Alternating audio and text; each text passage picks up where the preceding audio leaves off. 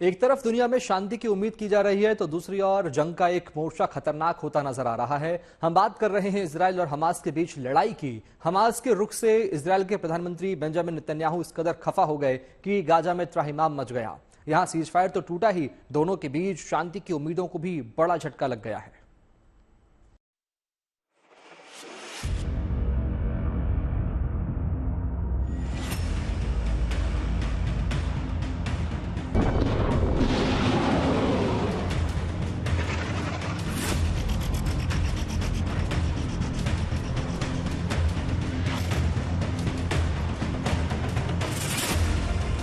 Israel के ताबड़तोड़ ताजा हमलों ने गाजा पट्टी को तहस नहस करके रख दिया है।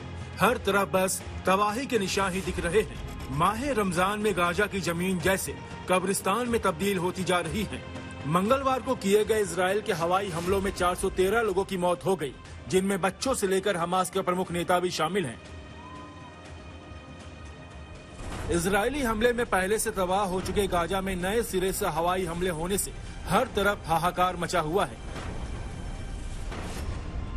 लेकिन इजराइल का गुस्सा है कि शांत होने का नाम नहीं ले रहा। इजराइल का दावा है कि यह हमला तब किया जब हमास ने सीज फायर समझौते में बदलाव की मांग को खारिज कर दिया। इस युद्ध के लिए हमास जिम्मेदार है। उसने हमारे शहरों पर हमला किया, हमारे लोगों की हत्या की, महिलाओं के साथ रेप किया और हमारे प्रियजनों का अपहरण किया। हमास ने हमारे बंधकों को रिहा करने के लिए एक के बाद एक प्रस्ताव ठुकरा दिए, इस उम्मीद में कि हमास अपना रास्ता बदल लेगा। पिछले 2 हफ्तों में इजराइल ने कोई सैन्य कार्रवाई शुरू नहीं की, लेकिन ऐसा नहीं हुआ। जबकि इजराइल ने राष्ट्रपति ट्रंप के विशेष दूत स्टीव विटकॉफ के प्रस्ताव को स्वीकार कर लिया। हमास ने ऐसा करने से साफ इनकार कर दिया। यही वजह है कि मैंने कल हमास के खिलाफ सैन्य कार्रवाई के नवीनीकरण को मंजूरी दी।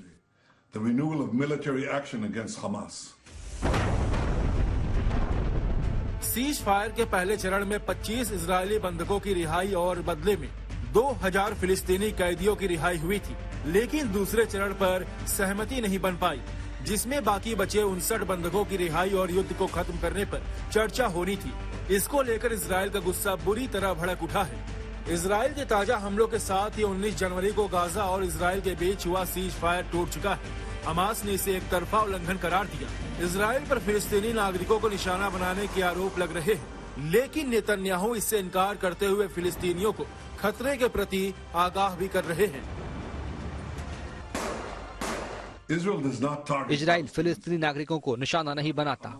हम हमास आतंकवादियों को निशाना बनाते हैं और जब ये आतंकवादी नागरिक क्षेत्रों में घुस जाते हैं तब वे नागरिकों को मानव ढाल के रूप में इस्तेमाल करते हैं, तो वो ही सभी अनपेक्षित हताहतों के लिए जिम्मेदार होते हैं।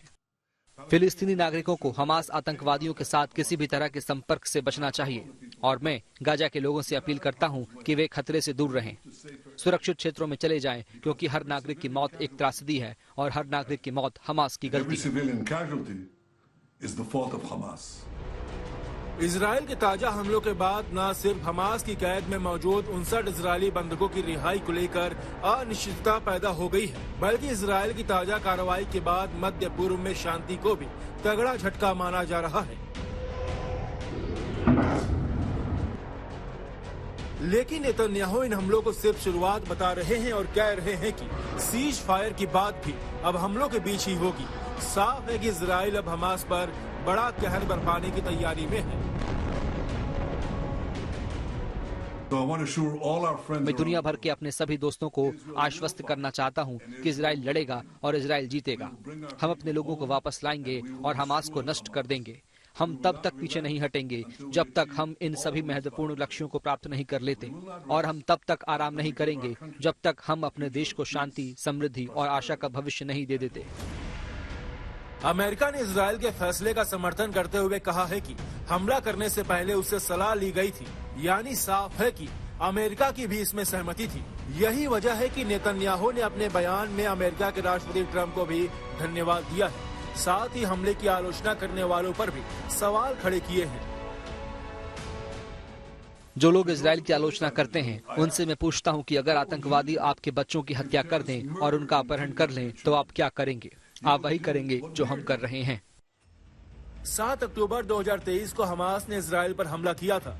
उस वक्त से शुरू हुई जंग में गाजा 90% तबाह हो चुका है। जनवरी 2025 में हुए संघर्ष विराम से पहले तक इस जंग में इजराइल में 1139 लोगों की जान चली गई, तो गाजा में 46,707 लोगों की मौत हुई। इजराइल की ताजा हमलों को लेकर हूती ने फिलिस्तीनियों के समर्थन में इजराइल के खिलाफ मोर्चा खोलने की बात कही है। इन सब के बीच इजरायली सेना ने लोगों से पूर्वी गाजा छोड़ने और मध्य की तरफ बढ़ने के लिए कहा है, जिससे ये साफ संकेत मिल रहे हैं कि इजराइल जल्द ही नए सिरे से जमीन से सैन्य अभियान शुरू कर सकता है। इन सब के बीच भारत के विदेश मंत्रालय की ओर से जारी एक आधिकारिक बयान में गाजा में हो रही हिंसा और मानवीय त्रासदी पर गहरी चिंता जताई गई है। भारत ने गाजा के लोगों तक मानवीय सहायता की निर्बाध आपूर्ति सुनिश्चित करने की अहमियत पर जोर दिया है, साथ ही सभी बंधकों की रिहाई को भी आवश्यक बताया है। Bureau report, good news today.